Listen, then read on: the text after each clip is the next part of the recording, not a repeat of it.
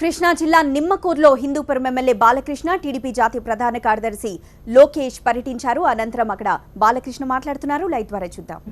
అలాగే తెలుగుదేశం పార్టీ మన నిమ్మకూరు గ్రామ ప్రెసిడెంట్ నందమూరి జయకృష్ణ ప్రసాద్ గారికి, అలాగే ఆయన మన ఆర్డీఓ గుడిబేడ చక్రపాణి గారికి, మిగతా ఎవరన్నా మిస్ అయ్యామమ్మా అందరికీ, మన అలాగే మన గుడిబేడ, అలాగే మున్సిపల్ చైర్పర్సన్ బాబా ప్రసాద్ గారికి, అలాగే గుడిబేడ మున్సిపల్ చైర్పర్సన్ శ్రీనివాస్ గారికి, ఇక్కడ మిగతా గ్రామ పెద్దలకి అందరికీ, నా బంధువులకి, అలాగే నా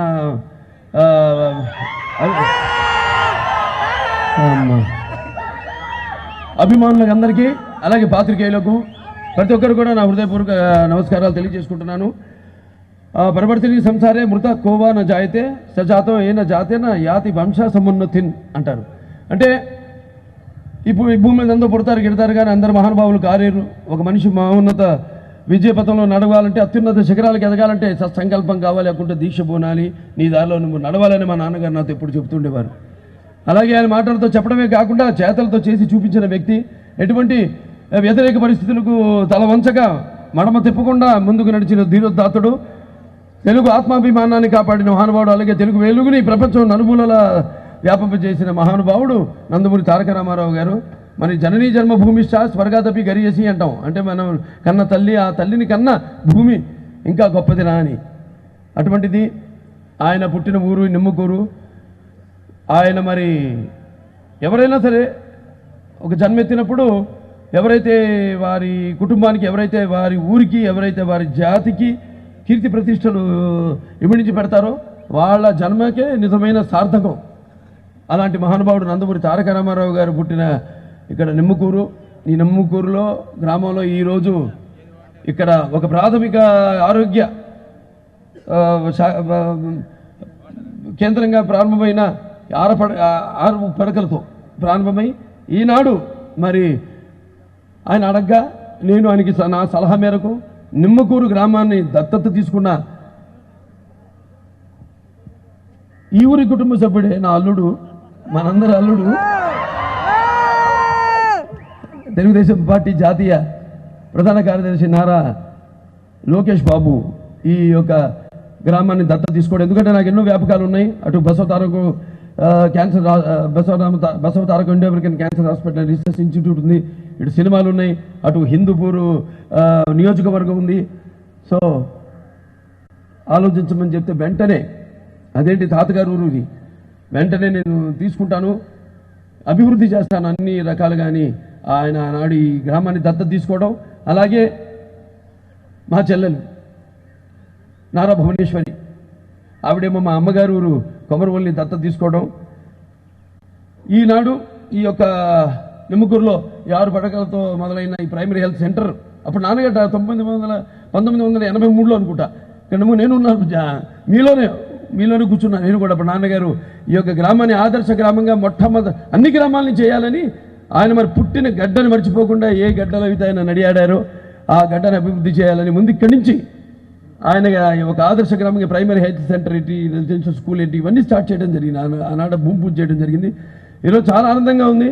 ఇవాళ ఈ ఒక 6 పడకల ప్రైమరీ హెల్త్ సెంటరు ఇవాళ 30 పడకల ఆసుపత్రిగా అభివృద్ధి చెందుతున్నందుకు నాకు చాలా ఆనందంగా ఉంది. ఈ సందర్భంగా ముఖ్యంగా 2 వ్యక్తులు నేను నా అభినందనలు, నా కృతజ్ఞతలు తెలియజేసుకోవాలి. ఒకటి దేవినేని ఉమా గారు, మా హిందూపురం రాయలసీమ దేశంలోనే అతి తక్కువ వర్షాభావం ఉన్న ప్రాంతం, 2వ ప్రాంతం జైసాల్మీర్ తర్వాత రాజస్థాన్లో.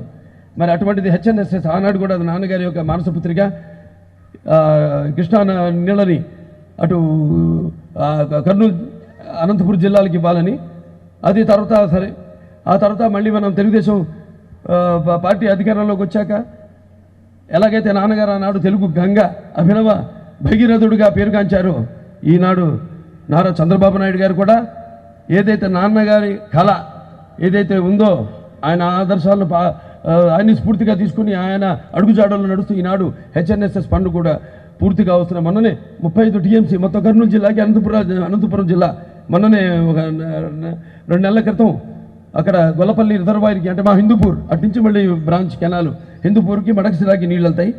ఇక అది ముందు వెళ్ళి ఇంకా ఇప్పటికీ 35 టీఎంసీ నీళ్లు అటు కర్నూలు జిల్లాకి అయితేనేమి అనంతపురం జిల్లాకి ఇవ్వడం జరిగింది. ఇప్పటిదాకా ఉన్న రిజర్వాయర్లన్నీ నింపగా అంటే అటు రెడ్డిపల్లి ఇటు గొల్లపల్లి, ఇక ముందు వెళ్ళేది అటు మదనపల్లి మీదుగా కుప్పం, ఇంకా ముందు పలమనేరు దాకా వెళ్తుంది ఆ కెనాలు.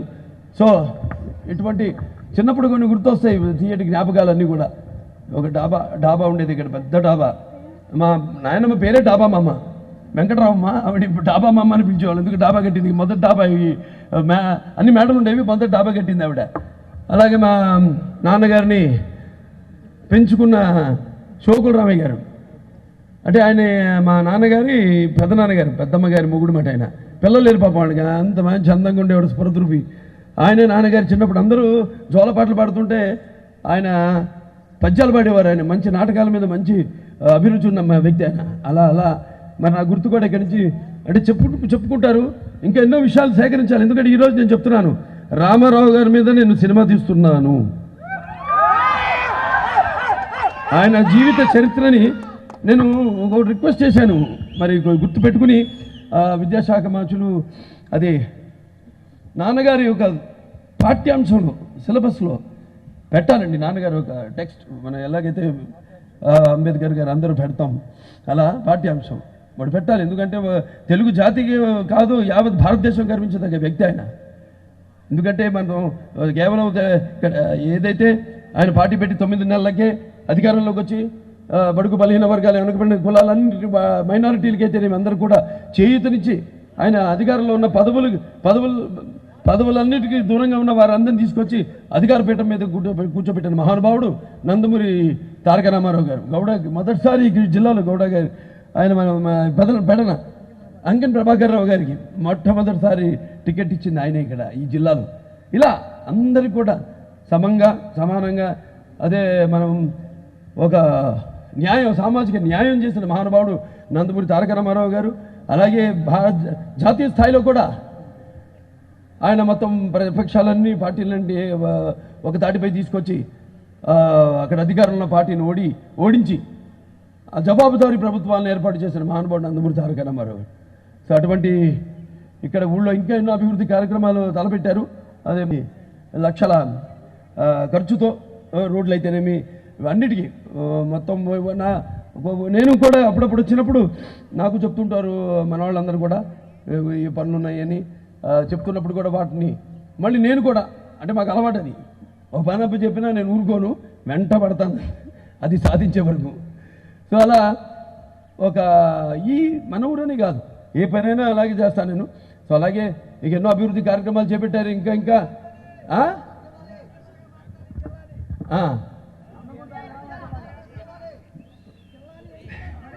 ఆవేశం చెప్తాను. అలాగే ఇవాళ గౌతమ్ బుద్ధ శాతకర్ణి సినిమా చేయడం కూడా నా పూర్వజన్మ సుకృతంగా భావిస్తున్నాను. ఎందుకంటే ఏనాటిది తెలుగు తేజం శాతవాహనుల నాడే అలల తలదన్ని చెలగింది తెలుగు శౌర్యం. కాకతీయుల కరవాల కడకడలు దిగ్దిగంతల వినిపిస్తూనే ఉన్నాయి, విననేర్చిన మనసుంటే వినబోయి తెలుగు బిడ్డాను. మరి అటువంటి శాతవాహనులు ఆ సినిమా చేయడం నాన్నగారు వదిలిపెట్టి వెళ్ళిన పాత్ర ఆయన చేయాలనుకుని బహుశా నా కోసమేమో వదిలి వెళ్ళారు ఆ పాత్ర. ఆయన అప్పుడు రాజకీయాలు ఒత్తిళ్ల వల్ల ఆ సినిమాని చేయడం, ఆ సినిమాని అందరూ గౌరవించడం. ఎందుకంటే ప్రతివాడు ఆ సినిమా తమదనుకున్నారు. ప్రతివాడు కూడా అతను కేవలం మన రాష్ట్రానికే కాదు మొత్తం భారతదేశానికి సంబంధించి అతను ఏదైనా అవన్నీ నా పూర్వజన్మ సుకృతంగా భావించుకుంటాను. అలాగే ఇక్కడ మొత్తం 5 డాక్టర్లు అండి పెట్టి ఇక ఊరు కేవలం వదిలేయడం కాదు, అంటే మా ఊళ్ళో వాళ్ళంతా ఆ రక్తమే అందరూ. సో అందరూ కూడా ప్రతి పని దేశం నీకేం చేసేది కాదు, నువ్వు కూడా దేశానికి ఏం చేసావు అనేది మనం అప్పుడప్పుడు ఆలోచించుకోవాలి. సో అటువంటిప్పుడు అందరు కలుసుకట్టుగా ఈ యొక్క మన కూడా నిబాన్పాడుగా అడిగారు బస్సు రూట్ కాదు గుర్తుంది నాకు. అది ఇప్పుడు టచ్ చేస్తుంది రూటు కోసూరు దాకా.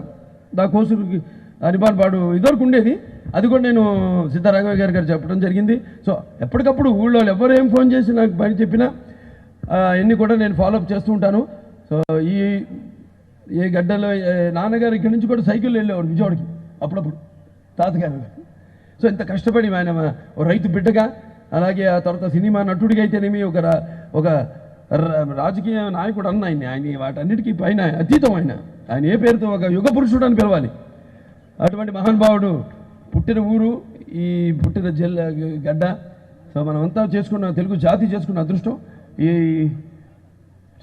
అలాగే ఏ ప్రయత్నాలు నేను చేస్తున్నా కూడా అవన్నీ నాన్నగారి యొక్క ఆశీస్సులు, ఆయన్ని స్ఫూర్తిగా తీసుకుని సినిమాలు అయితేనేమి, అటు ప్రజాసేవ అయితేనేమి, మా హిందూపురం నియోజకవర్గం అయితేనేమి, లేకపోతే Basavataraka Indo American cancer hospital అయితేనేమి, అందరి సహాయ సహకారాలతో ఇట్లా భగవంతుడు ఇంకా శక్తిని నాకు ప్రసాదించినందుకు ఆయన వారసుడుగా, అలాగే నా అభిమానులంతా కూడా ఉన్నారు.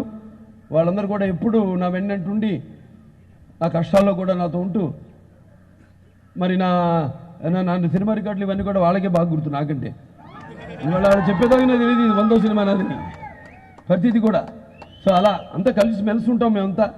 సో ఒకసారి ఇటువంటి ఒక మంచి జన్మనిచ్చినందుకు ఎన్టీ రామారావు పుణ్య దంపతుల బిడ్డగా నాకు జన్మనిచ్చినందుకు, అందులో ఆయన వారసుడు గారు సినిమాల్లో, ఇటు రాజకీయాల్లో ఇవాళ ఆయన నేపథ్యం వహించిన హిందూపురం నుంచి నేను నేపథ్యం వహించడం, అలాగే లోకేష్ నాకు అల్లుడు కావడం, ఇవన్నీ కూడా నా అదృష్టంగా భావిస్తున్నాను. ఎందుకంటే మన సంపాదన ఎంత సంపాదించామంది కాదు, ఎంత కూడబెట్టుకున్నాం, పోయేటప్పుడు మనం ఏమి తీసుకెళ్ళాం.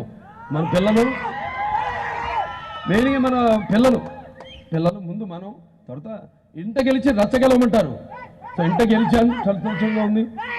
సో ఇప్పుడు ఇంకా వేరే అన్ని బాధ్యతలు ఏవైతే ఉన్నాయో ఇంతకుముందు చెప్పినట్టు వాటన్నిటి కూడా సమర్థవంతంగా ఇంకా ముందు నిర్వహించడానికి వెంకటేశ్వర స్వామి ఉన్నాడు కదా, ఆయన ఆశీస్సులు కోరుకుంటూ నేను, అలాగే కనకదుర్గమ్మ, విజయవాడ దుర్గమ్మ, ఇంద్రకీలాద్రి కనకదుర్గమ్మ ఆశీస్సులు కోరుకుంటూ అందరూ కూడా అష్టైశ్వర్యాలతో, సుఖ సంతోషాలతో, భోగభాగ్యాలతో, కీర్తి ప్రతిష్టలతో, సిరి సంపదలతో, ఆరోగ్యాలతో, నవగ్రహాల అనుకూల్యం ఆ భగవంతుడు ఇప్పుడు ప్రసాదించాలని కోరుకుంటూ మరొకసారి నా బంధువులందరికీ, అలాగే ఇక్కడ చేసిన తెలుగుదేశం పార్టీ కార్యకర్తలకి అయితేనేమి, మిగతా నాయకులైతేనేమి, అలాగే నా అభిమానులకు, పాత్రికేయులందరూ కూడా నా కృతజ్ఞతలు తెలియజేసుకుంటూ నేను సెలవు తీసుకుంటున్నాను. ఎన్టీఆర్ ఎన్టీఆర్ ఎన్టీఆర్. సార్ మీరు దృష్టి సారిస్తే అభివృద్ధి. కామినేని ఇద్దరు అన్నాను ఇందాక, ఒకళ్ళ పేరు చెప్పారు, ఆయన పేరు చెప్పాల, కామినేని శ్రీనివాసరావు పేరు. మా ఆసుపత్రి హిందూపూర్ ఆసుపత్రిలో ఆయన 10 డయాలసిస్ యూనిట్స్ శాంక్షన్ చేయడం జరిగింది. 10 అంటే అంతకుముందు బెంగళూరుకి వెళ్ళేవారు ఆ పరీక్షలకి, డయాలసిస్ చేయించుకోవడానికి. అంటే 4-5 గంటలు అక్కడ వెళ్ళడం, ఖర్చు. అది కాకుండా మన హిందూపూర్ ప్రభుత్వ ఆసుపత్రిలో అంటే మా పనిని బట్టే ఇచ్చారు అనుకుంటాను. ఎందుకంటే అంతకుముందు యాంథ్రాక్స్ ఒక పేషెంట్ వస్తే అనంతపురం ప్రభుత్వ ఆసుపత్రిలో చచ్చిపోతాను ఎందుకు తీసుకొచ్చారంటే, తీసుకెళ్ళి మేము సపరేట్ వార్డు ఆయనకి కేటాయించి వైద్యం అందిస్తారు, బతికాడు. అలాగే రోద్దం అప్పుడు యాక్సిడెంట్ అయింది, లోయలోకి బస్సు పడిపోతే పిల్లలు క్షతగాత్రులను తీసుకొచ్చారు, కొంతమంది బెంగళూరు తీసుకెళ్లారు, మా ఆసుపత్రి తీసుకొచ్చారు. మన ఆసుపత్రి నుంచి అందరూ క్షేమంగా ఆరోగ్యంగా బయటికి వెళ్ళారు. అవన్నిటిని గుర్తించి బాగా చేస్తున్నారు సిబ్బంది, బాగా పనిచేస్తున్నారని మాకు 10 డయాలసిస్ యూనిట్స్, దాంట్లో 8 నెగిటివ్ 2 పాజిటివ్లు అక్కడే టీవీలు అరేంజ్ చేసి వాళ్ళకి, అంటే 5-6 గంటలు అక్కడ ఉన్నారు కదా డయాలసిస్ అంటే, వాళ్ళకు కూడా కాలక్షేపం. ఇప్పుడు చెప్పారా ఇందాక లోకేష్ బాబు, టీవీ కరెంటు ఏమా 24 hours 24/7 చేతులు ఎత్తండి. కరెంటు 24 గంటలు, వారానికి 7 రోజులు, నెలకి 30-37 రోజులు, ఈ నెల 28 రోజులే, మళ్ళీ 30-31 అని. ఓకే, చాలా సంతోషం.